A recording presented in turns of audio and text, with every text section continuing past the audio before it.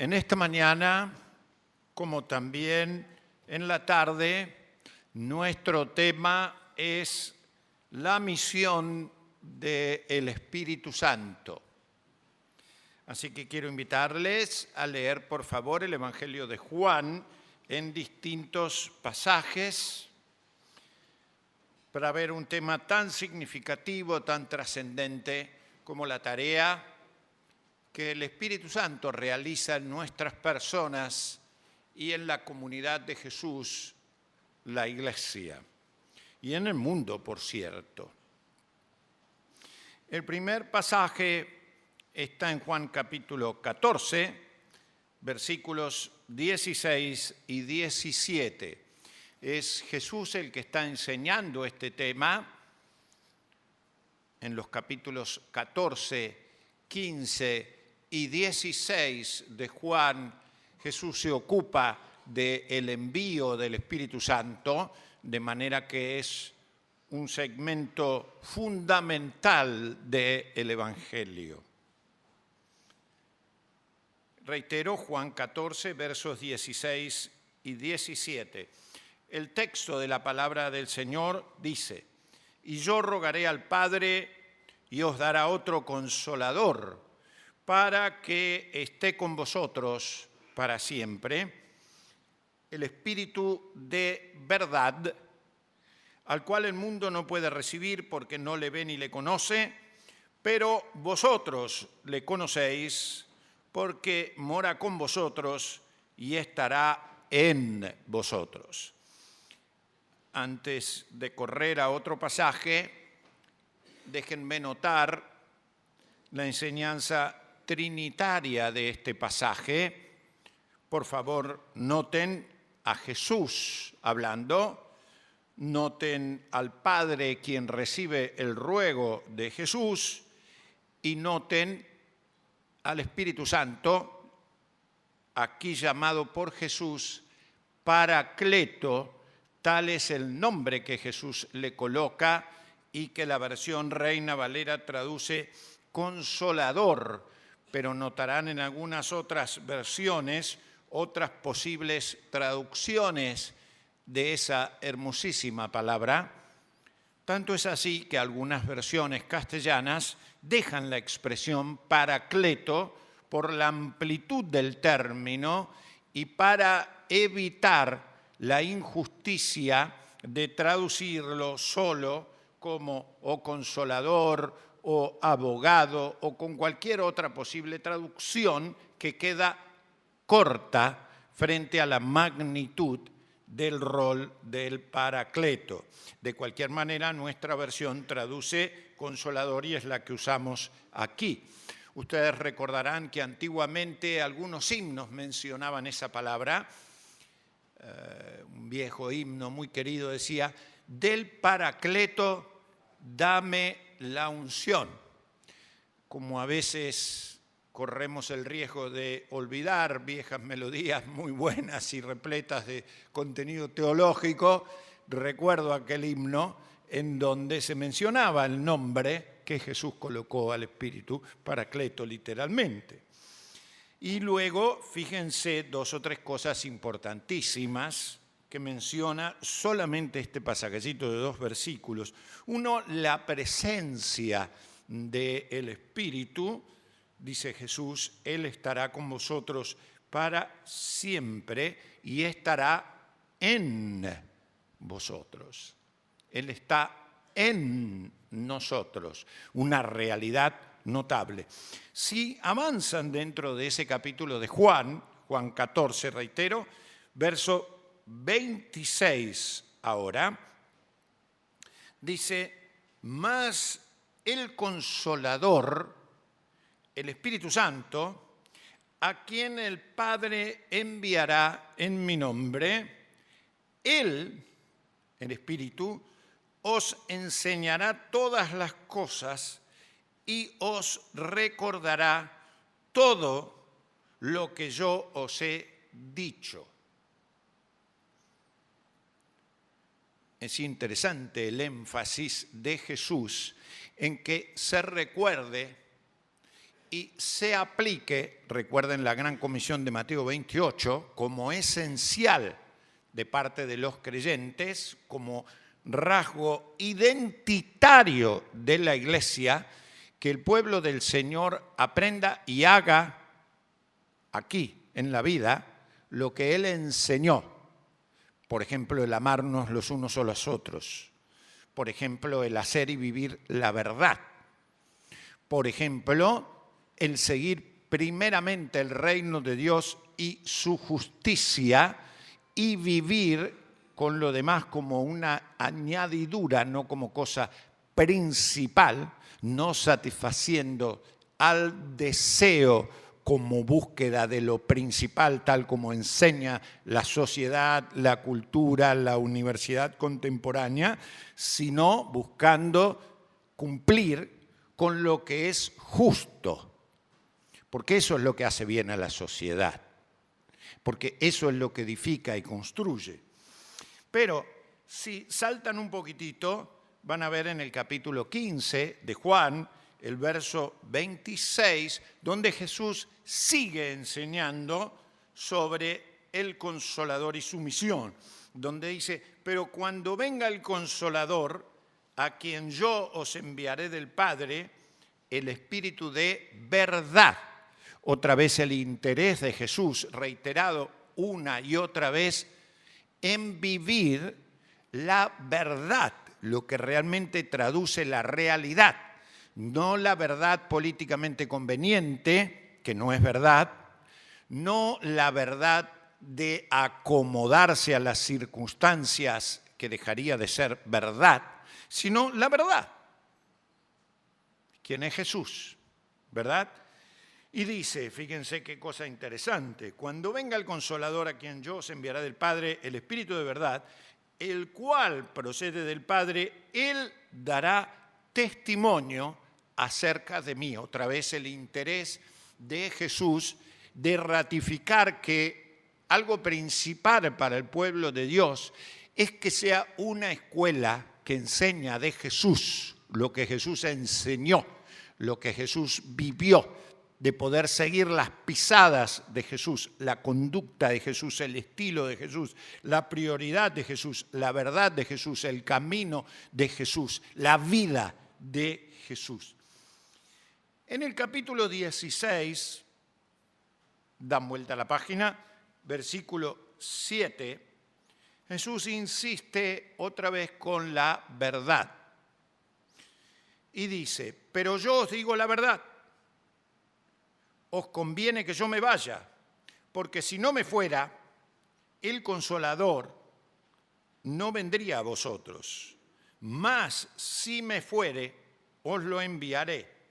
Y cuando Él venga, convencerá al mundo de pecado, de justicia y de juicio. Qué lejos estamos como iglesia del Señor, de ser convencidos de nuestros propios pecados. Digo, los creyentes, ni hablar de los que no pertenecen. De tomar realidad de nuestras propias limitaciones y aún nuestras miserias. Él es el que debe convencernos de esto.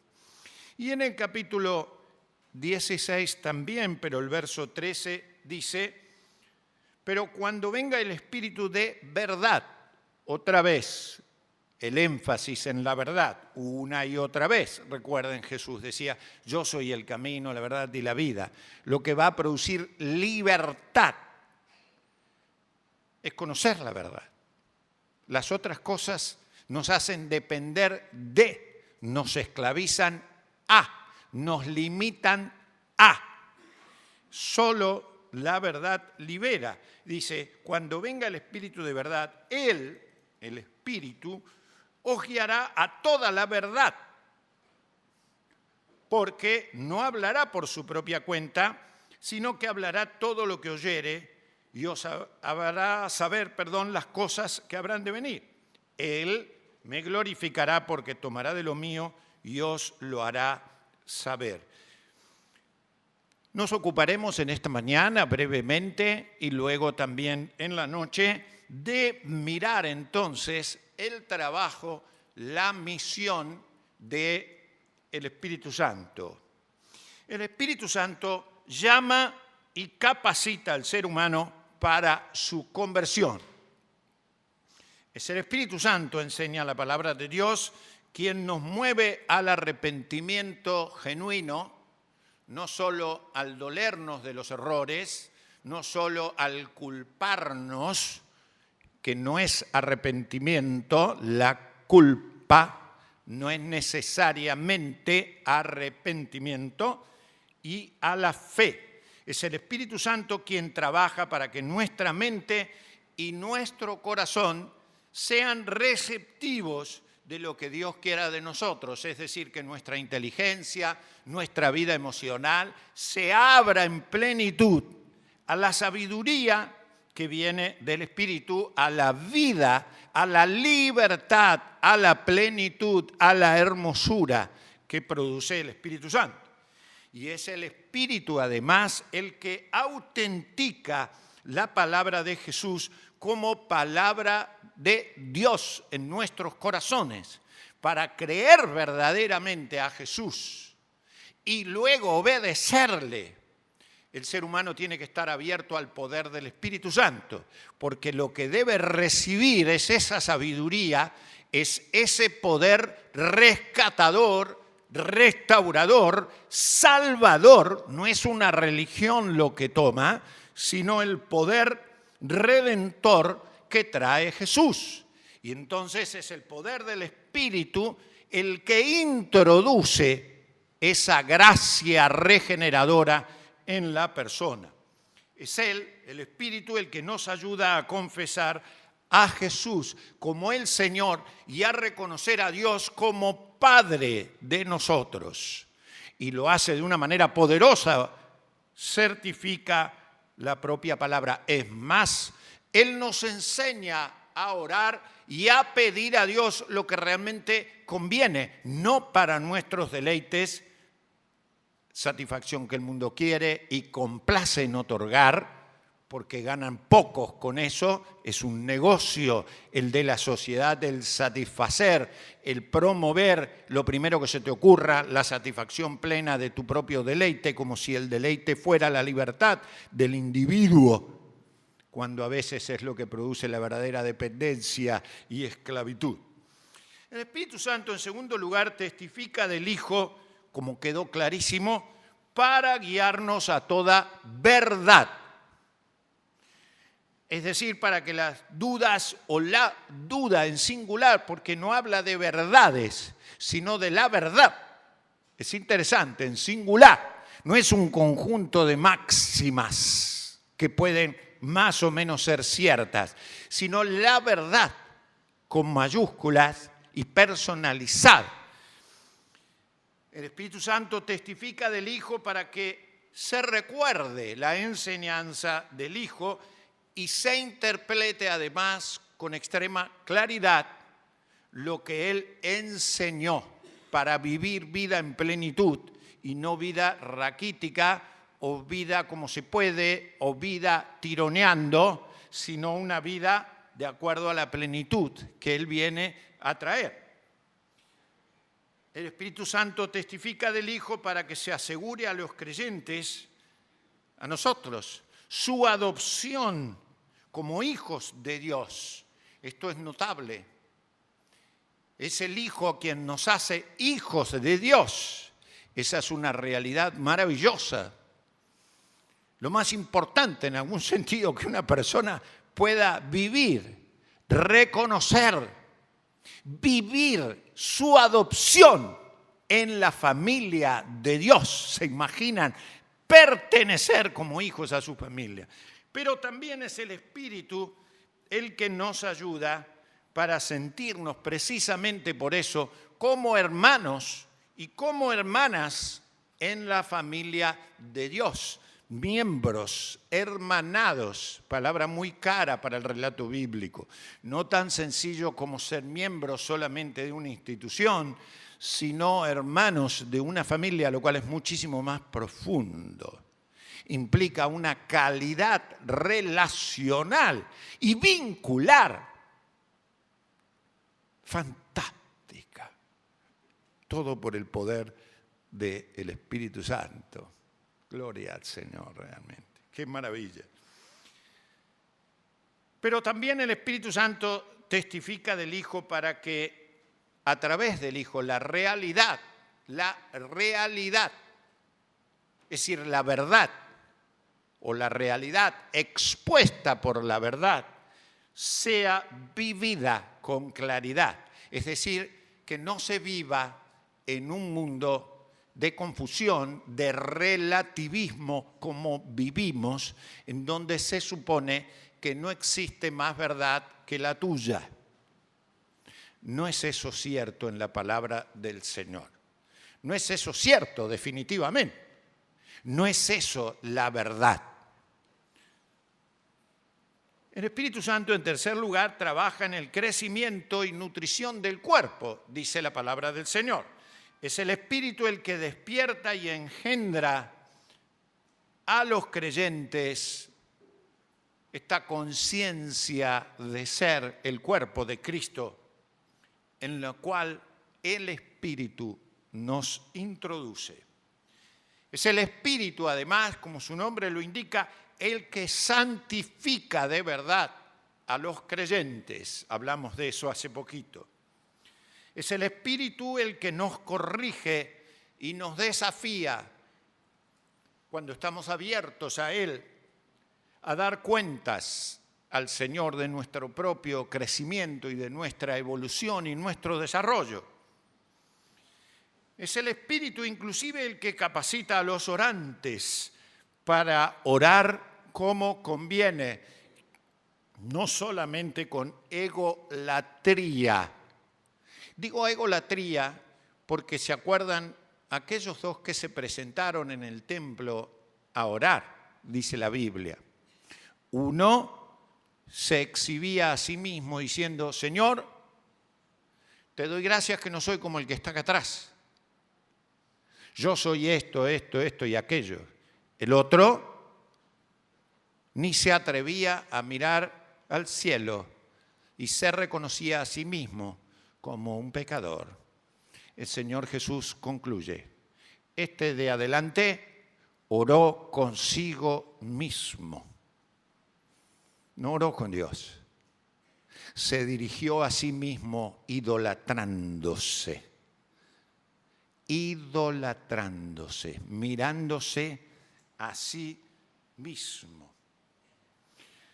Es el Espíritu el que trabaja, decía, para que nuestros pensamientos y nuestros motivos, los que están en nosotros, sean realmente puros en presencia del Señor. Jesús es la persona más sabia que el mundo pueda presentar, y cualquier persona que quiera sabiduría ha de pedirla al Espíritu para que le muestre a Jesús y su conocimiento moral, ético, espiritual, su fortaleza para poder vivir la vida. Es el Espíritu, además, el que guía y empodera a la Iglesia del Señor en el cumplimiento de su misión. El Espíritu Santo crea sentido de comunidad, algo que el mundo necesita. No un conjunto de personas despedazadas atrozmente por el odio, el racismo. Es el Espíritu el que crea sentido de cuerpo tan necesario para vivir mejor. Es el que ilumina a través de la palabra de Dios.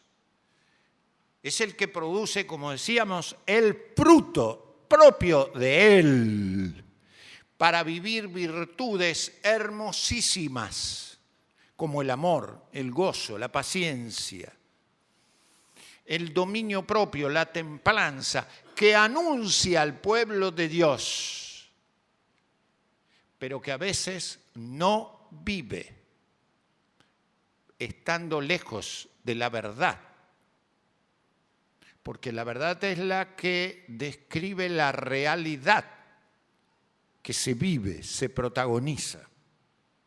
Es el Espíritu el que empodera, el que da poder genuino, el que mantiene en reforma constante a la Iglesia, para que no piense que lo ha alcanzado ya, sino que, como decían los reformadores, todo el tiempo busca purificarse para agradar al Señor. Es el Espíritu el que capacita a la Iglesia en el cumplimiento de su misión de evangelizar, de hacer la misión propiamente dicho, de adorar a Dios, de formar al pueblo, de servir a la gente y de ser familia amorosa. Precisamente la palabra paracleto que Jesús pone describe parcialmente la tarea del Espíritu que conforta, aboga, ayuda, aconseja, guía. Es el Espíritu Santo el que inspiró las Escrituras y además nos sigue iluminando para su interpretación y para su aplicación. Pero déjenme concluir procurando desafiarnos a ver todo lo que podemos hacer bajo la acción del Espíritu Santo. Tomo dos rubros fantásticos propios de la agenda del Espíritu Santo. Un rubro es la verdad y el otro rubro es enseñar lo que Jesús mandó. Tareas que el Espíritu Santo tiene en su misión esencial. Ser el Espíritu de verdad quien conduce a la verdad. La verdad trata con la realidad. Y nosotros creemos esa verdad, la verdad de Dios, quien es Jesús. Sin embargo, esa realidad de vivir como Jesús, de vivir en Jesús, de vivir el estilo de vida de Jesús, no siempre es la respuesta correcta para la sociedad. La sociedad educa para dar respuestas políticamente correctas. Para vivir en una sociedad que legisla para que cada uno diga y haga lo que se le ocurre, aunque no sea la verdad y aunque no sea lo mejor para una sociedad plural que quiere vivir en justicia. ¿Y qué le pasa a veces a la Iglesia? ¿Qué le pasa a la educación cristiana? No de nuestra Iglesia en particular, sino a la presencia educativa y formativa en los foros más importantes de resolución. Sufre un proceso acomodaticio de relativizar la verdad, para creer que la verdad es lo que se te ocurre a vos. Y a veces la Iglesia tiene miedo y dice, yo lo creo así. Como que cada individuo cree que la verdad es lo que se le ocurre en el corazón a la persona. Y negocia una verdad que es solo relativa, porque si no le han hecho creer que la verdad, así como la expresa el Señor Jesús, es opresiva. Y por lo tanto debe estar fuera de la formación en los procesos de verdad que ya no se discuten en ningún foro educativo serio en general. La sociedad está contenta con creer que cuantos más medios técnicos traiga la sociedad, cuanto más la sociedad incorpore recursos, medios de comunicación más felices, cosa absolutamente necesaria, útil y conveniente y que no queremos rechazar ni minimizar, pero que no necesariamente constituyen la esencia del conocimiento moral veraz. Según el Evangelio, evidentemente verdad y relativismo no se dan la mano. Para el cristiano, solo la verdad determina la acción.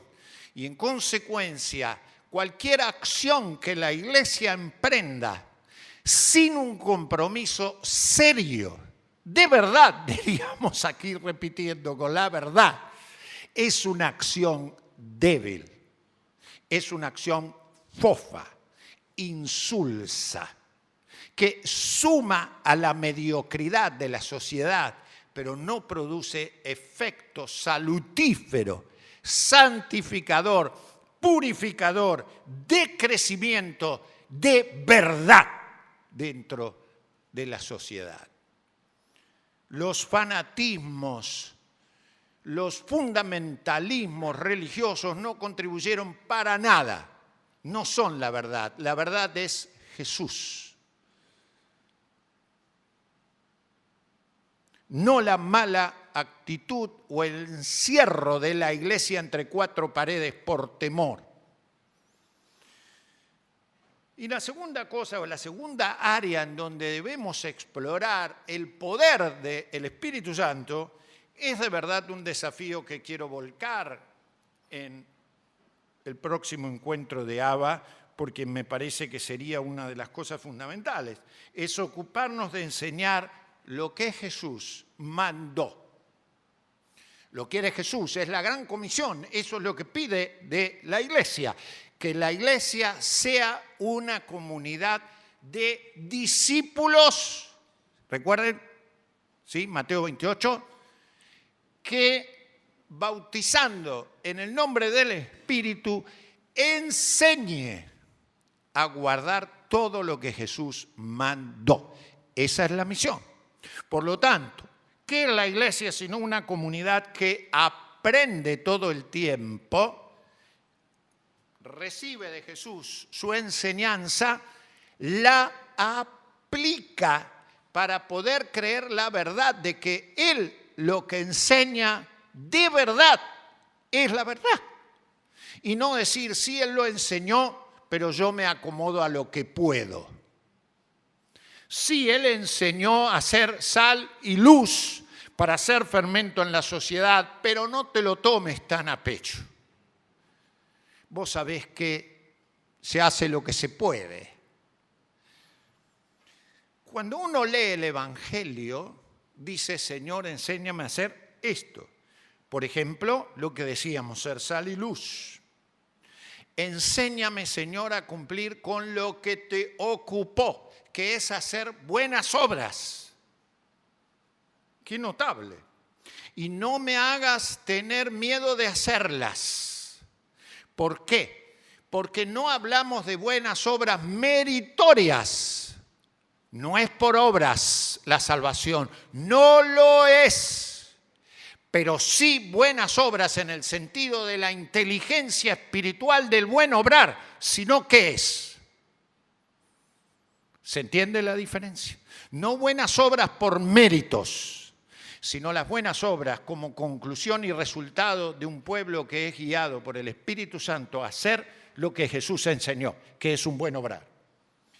Enseñando los mandatos de Jesús, por ejemplo, vivir el reino de Dios y su justicia como primer medida, corrigiendo nuestros pecados. Cuando miramos el Sermón del Monte, cada enseñanza de Jesús, no me voy a detener ahora, tomen la primera mención de Jesús. Habéis oído que fue dicho, no matarás. Va bastante fácil hasta ahí. Dice, señores, yo quiero ir un poco más profundo. Cualquiera que se enoje.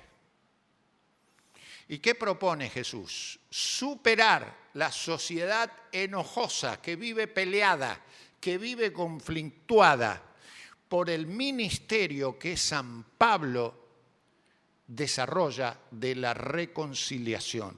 ¿Es verdad o no? Eso es lo que la palabra del Señor enseña. Quiero creerla como verdad y vivirla como verdad, no hacerla aguachenta, como que sí está bien, pero no se la puede tomar tan a pecho. Superando los deseos como fuente de guía humana, que no conducen no solo a la verdad, sino al bien, al bien. La cultura moderna está obligando a los profesionales, por ejemplo, que estudian para decir la verdad, para sanar, para curar, a tener que hacer lo contrario a su propio juramento institucional de sanar, de formar de acuerdo a la verdad, de buscar el bien común de los pueblos, algo tan fundamental. Fíjense. Y cuando siguen en la lista de lo que Jesús mandó, que el Espíritu tiene que enseñarnos, es amar a los enemigos y bendecirlos, perdonar las ofensas o sencillamente no vivir en el servicio de Mamón. No vivir guiados por el dinero. ¿Hace falta decirles que Mamón está vivo? ¿Y que se le sirve rotundamente? Y que gran parte de la verdad, de la elección de las carreras, de las prioridades, de la selección, está en la idolatría fantástica de la realidad y la veracidad que le otorgamos a Mamón.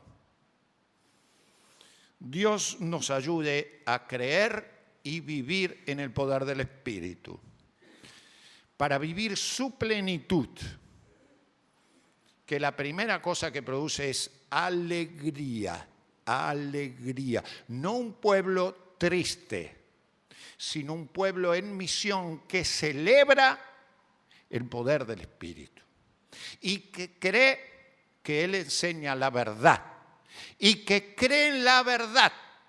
Esto es que desmantela la hipocresía donde se vive en pecado para poder vivir con más justicia, con más hermosura, con más plenitud, con más libertad, con más honradez, con más trabajo, con mejor seguridad del alma humana, de que el Señor ha preparado vida eterna para el más allá y vida en plenitud para el más acá, a vivir bajo su poder, sin cuya gracia todo es relativo, pero que en su poder es posible vivir.